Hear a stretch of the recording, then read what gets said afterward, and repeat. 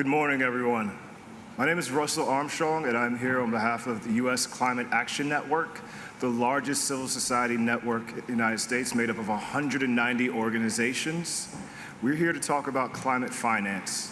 As you all know, 2024 is going to be the hottest year on record. We have wildfires in New Jersey and New York. We have droughts across the U.S. We have tornadoes at a record pace right now. The global north is not immune to the impacts and effects of climate change. That is why it is of the utmost importance that at this COP, we deliver on real climate finance, not just for the global south, but for all communities. We're here today to explain why climate finance is important and that it does not matter whether there's a climate denier in the office of the presidency for the United States, because the climate and the weather does not care who the president is. The fellow panelists here are going to explain to you the need for climate finance, for significant climate finance, and why the US and other developed countries should care and need and must care about delivering real finance that is not just based on false solutions. First, I'm going to pass it to my colleague Brandon Wu to explain how the money should be delivered and what is necessary. Thank you, Russell. I want to start by actually just stating the obvious, which is that climate change doesn't care about national borders, which means that we cannot protect communities in the United States without a global solution to the climate crisis. And a global solution means transitions to cleaner, more sustainable economies around the world, and it's impossible to do that without a massive redistribution of resources. And that's what climate finance is. It's redistribution, money flowing from the global north to the global south to support climate action in countries that have done very little to cause the crisis. It's actually very simple. Developed countries are trying to make it complicated. It's an intentional strategy so that they can distract from the fact that they've failed to deliver on their climate finance obligations for decades now. And if they had provided the money that they themselves have promised, these negotiations would actually be much easier across all the different negotiating tracks. Now, the US, as the world's largest historical emitter and one of the richest countries in the world, has a unique responsibility to both cut our emissions as fast as possible and to provide our fair share of climate finance, public grant-based finance, to countries in the global south that have done little to cause the problem. Here, at COP29, developing countries are asking for $1.3 trillion a year as a global target in the NCQG negotiations, of which at least $600 billion should be public and grant-based. That sounds like a lot, but our analysis has shown that modest increases in tax to GDP ratios in developed countries can raise $2 trillion a year. And outside of the realm of the theoretical, the US finds billions of dollars on a regular basis to support wars. Our military budget is nearing $1 trillion every year. And more constructively, our Congress found $2 trillion a year in 2020 and 2021 to deal with the COVID crisis. So if we decide that a problem is worth solving, we can find the money to solve it. Unfortunately, we have centuries of history to show that threats to the lives and livelihoods of poor, black, brown, vulnerable people in our country and abroad are not a problem that we as a country deem worth solving. So it's no wonder, given that history that we are still living, that these negotiations aren't going well. We really need a radical reversal in our government's capacity to care for people and to stand in solidarity with the rest of the world rather than pretending that we're somehow above it. Redistribution of resources at home has to be accompanied by paying our fair share of climate finance internationally. It's the right thing to do ethically, and it's the only thing that is going to construct a better world for everyone on this planet. Now, I want to close by saying that it might seem like an odd time to be thinking about a radical shift in US government policy towards care and solidarity. But the Biden administration knows that it has to do as much as it can to limit the damage that the next administration is going to do. And it can start here by agreeing to an ambitious global climate finance target instead of standing in the way, instead of insisting that profit-seeking private investment rather than the redistribution of resources is the answer. Thank you. Next, I'm going to pass it to Liddy with the Asian People's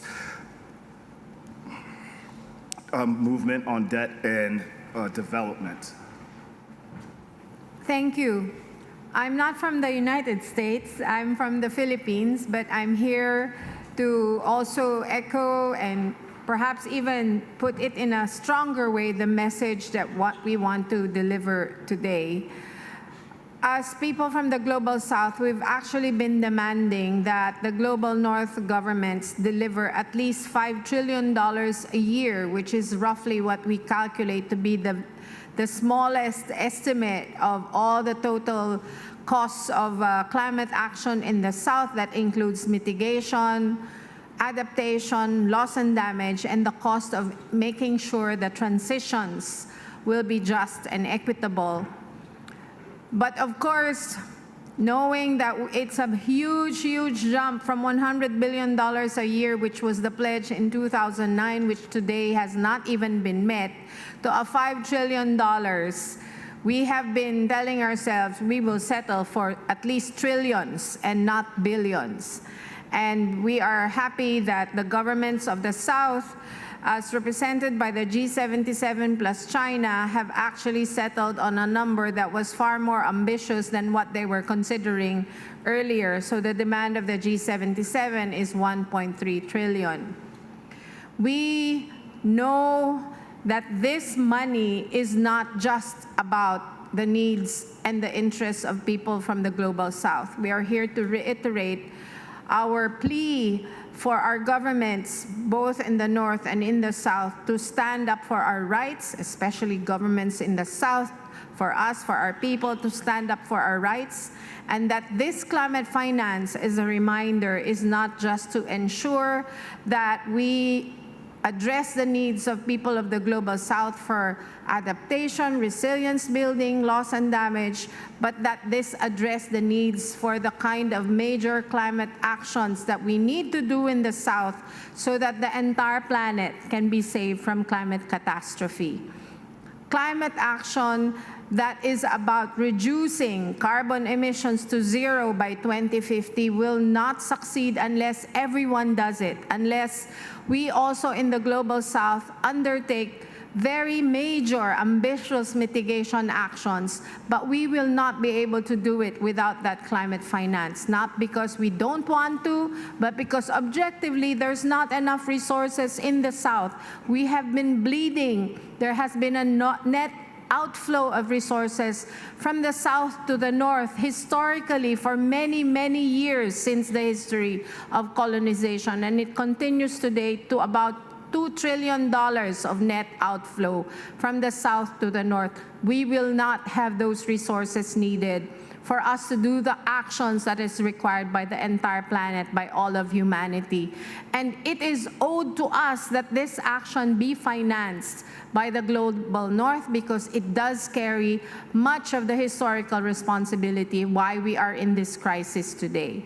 So we are urging, not just in behalf of our people, but in behalf of all peoples of the world, especially all of the vulnerable communities, those who are struggling in the front lines, and we find that both in the North as well as in the South, that there are communities who are already suffering devastating impacts of climate, that the US and other countries, rich countries, other governments of rich countries deliver on their climate finance obligations.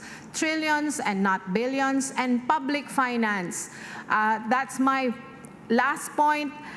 We really need to emphasize that public finance is very vital. It's very key. Many changes in this world have to be led by governments. We cannot wait for the private sector and the markets to do these actions, and in the name of the interest for profits, and revenues, for their own revenues. We need our governments to lead in this process, and public finance is needed. Private finance is needed, of course, but public finance is so vital and so key. We are not here to beg. We are here to point out that these governments of the rich countries owe it to the rest of humanity to deliver on their obligations. Thank you. Thank you. Next, speaking about the connection between impacted peoples, I'm going to pass it to Colette Pichon Battle, who is not only the founder of Taproot, but also on the board of CAN. Thank you so much, Russell. Good morning, everyone. Taproot Earth is a climate justice organization headquartered in the Gulf South in the United States. I'm from the great state of Louisiana, and we are born out of almost 20 years of hurricane recovery since Hurricane Katrina. Our work is to facilitate and cultivate frontline solutions in the Gulf South and Appalachia. These formations that we anchor in the United States are in the spaces that have the worst health outcomes, the lowest household incomes.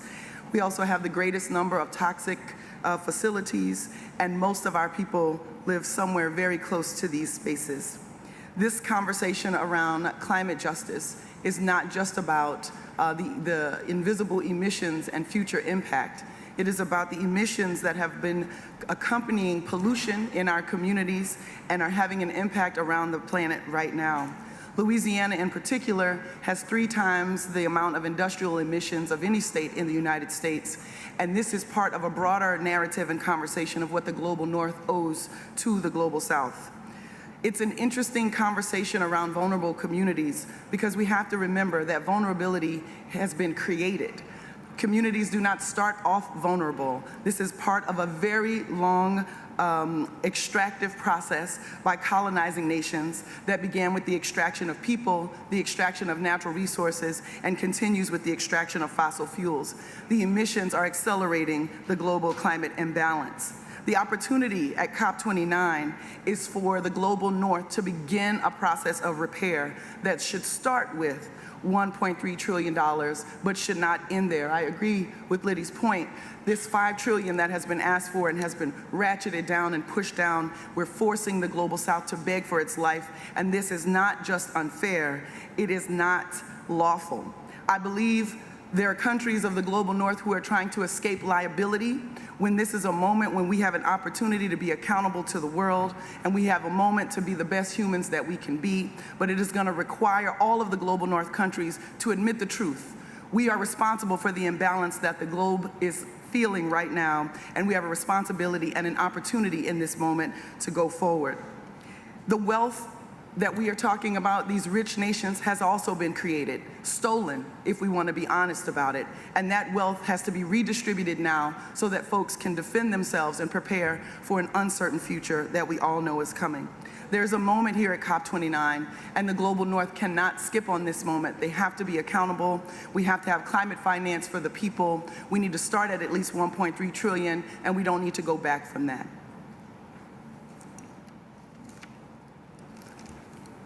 Next, I'm going to pass it to Felicia, who's going to, from the Sunrise Movement, who's going to also speak to some of the impacts that are happening in the United States and the need for having finance across the world and how we're akin to the same challenges that are happening in other parts of the global South. Thank you so much. I am a youth organizer in North Carolina, and we were just hit by Hurricane Helene not even 2 months ago on September 27th. Ironically, at the time, I was working on an energy justice poster for the North Carolina Environmental Justice Summit 2 weeks after the hurricane had hit. And I was working on it with a fellow organizer, Sophie, who is based in Western North Carolina, where the hurricane hit the most. And while we were making this poster, I couldn't reach her at all. I tried calling her, emailing her, texting her, but she had no service. She had no power, and she was living out of her car for basically 2 weeks up until the summit. And during this time, she would try to go to coffee shops, other conference centers for environmental conferences, etc., to get Wi-Fi, just so we could work on energy justice together. And we showed up at the Environmental Justice Summit, presented the poster, and educated frontline communities in North Carolina about how they could advocate for more affordable, reliable, and accessible energy.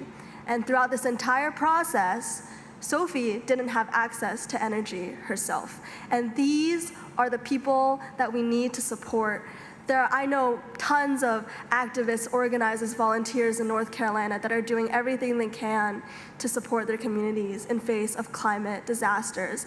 But the problem is we don't have the resources, even in the American South, let alone the global South. We need to pay and finance and support all of these incredible people, especially youth, that are working throughout the world on climate solutions. And I will just add one more point, is that I am sick of people saying that it's up to the youth to fix this, because it is up to all of us. And also, it is really unfair to put the burden on the youth. I mean, I'm still in school. I go back every night from COP and I have to do my homework. It is crazy to expect the youth to solve this problem for us. So we need to pay up, resource our youth, finance solutions throughout the American and global South so that we can actually mitigate, adapt to, and respond to the damages of the climate crisis. Thank you.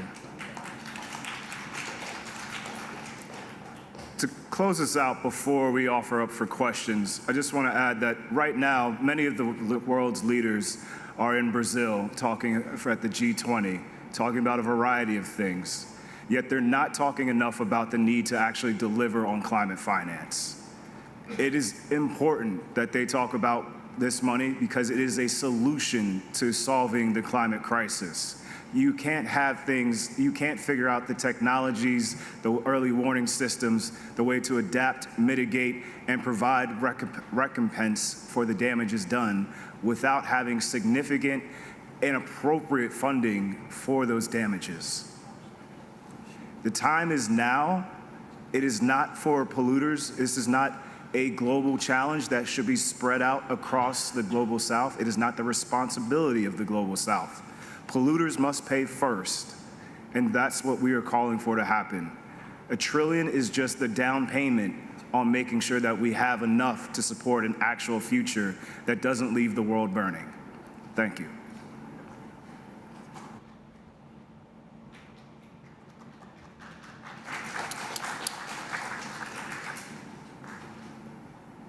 Are there any questions?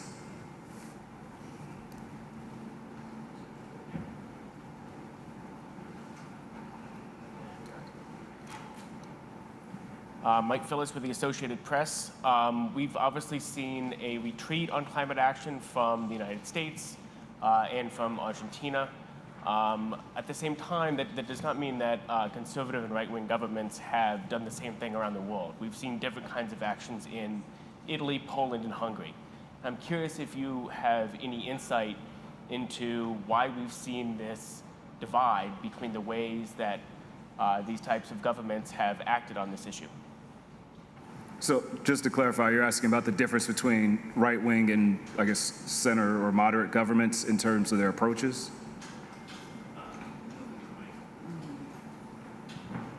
Yeah, so the different approaches in the US and Argentina versus some of the European governments that are right-wing that have taken a different approach. We had Hungary stand up at COP talking about the need for climate action, but we have not had that in the United States, for example. You want to take that? We have a right-wing government in the Philippines, and they're not retreating from climate change actions. And I think it's a good thing that being right doesn't always automatically mean being a climate denier. I think there are many governments across the world that are paying enough attention to science. I don't know why Trump is the way he is, but it's not paying attention, they're paying enough attention to science so that they're not denying what is happening. Of course, it doesn't mean that they're acting adequately. with enough urgency, but at least they're not pulling out of these negotiations or the Paris Agreement. So just pointing that out. Thank you. And I'm sorry I have to rush to another thing. Thank you. Thank you. Yeah, I think we should rethink that question and the reality of that question. I think when we see global north countries pull out of collective conversations, we're not seeing denial, we're seeing obstruction. And we're watching countries take the time and take the space to figure out how to privatize and commodify this reality. I don't think we're seeing deniers. We're seeing deep investment in the privatization of water. We're seeing deep investment in the privatization of electricity. We're seeing deep investment in people's ability to be resilient in the face of disasters with 2 and 3 homes. We're not seeing climate denial. We're seeing a domination and a supremacy that is permeating throughout the globe. I think we should be careful with who we say are deniers, because they usually point to the poor people who don't understand the science or they can't connect the dots or whatever. But what we're seeing at the top levels of our leadership is not a sense of denial. We're seeing deep investment in understanding and positioning on how to figure out how to stay on top in a new climate reality.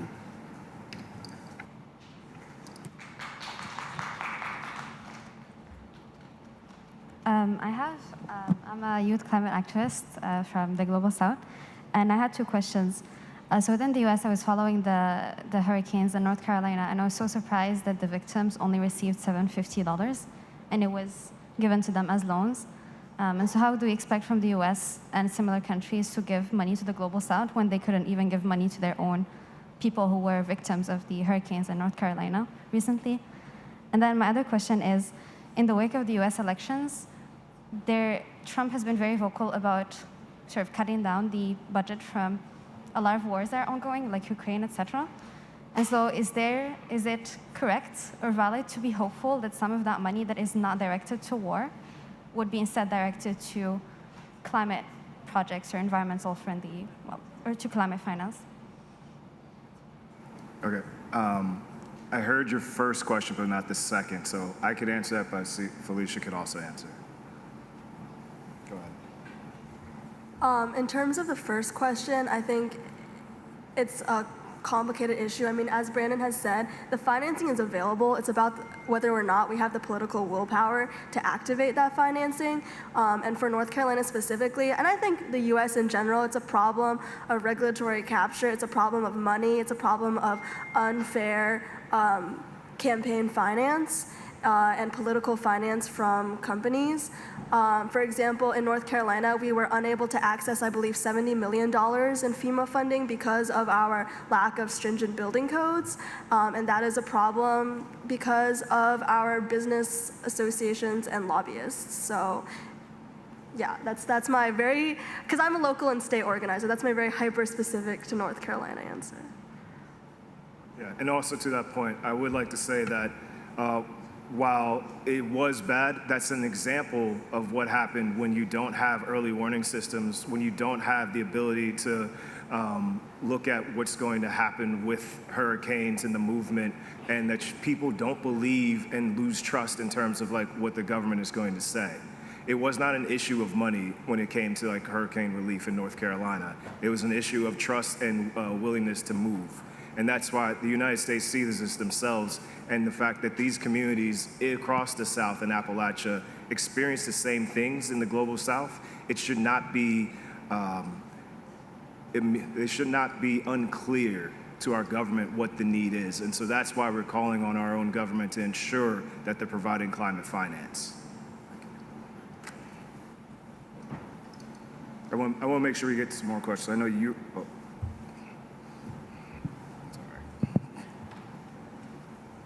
Hello, this is Rimsha Rehan, and I'm representing Pakistan here.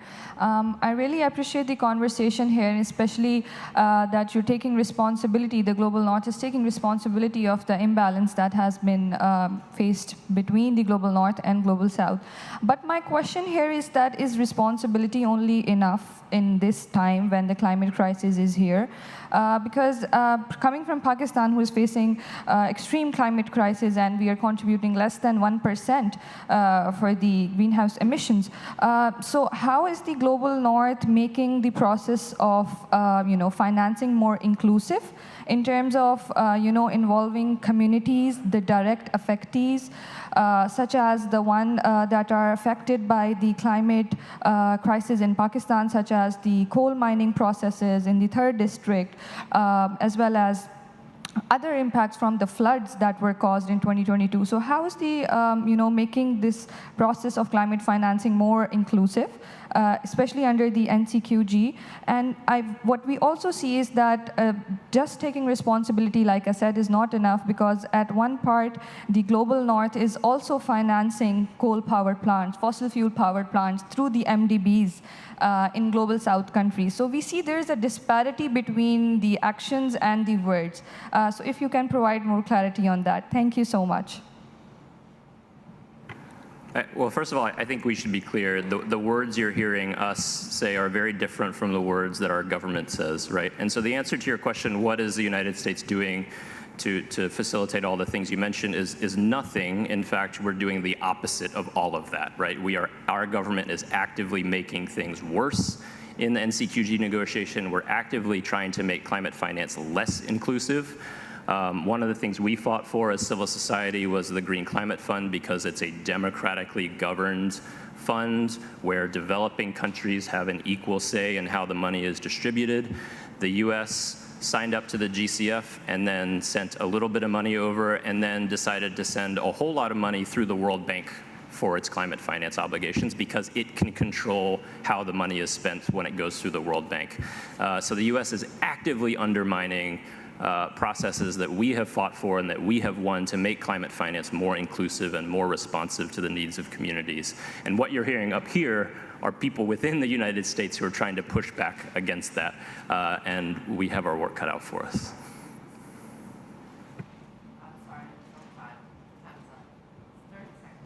All right, well, to wrap up, we'll be available for any questions afterwards if someone wants to come speak to us. I just want to say again that the fossil fuel industry had $4 trillion in revenues last year. We are asking for is not overwhelming, it is not ridiculous, it is not like crazy as some folks have said before. This is actually a reasonable amount of funding to solve the climate crisis before it is unsolvable and we end up like the dinosaurs. The earth will still be here, but we will not be. And so it is the charge of the people who are the historic emitters to make sure that there is funding for the rest of the world before we all feel the impacts of climate change. Thank you.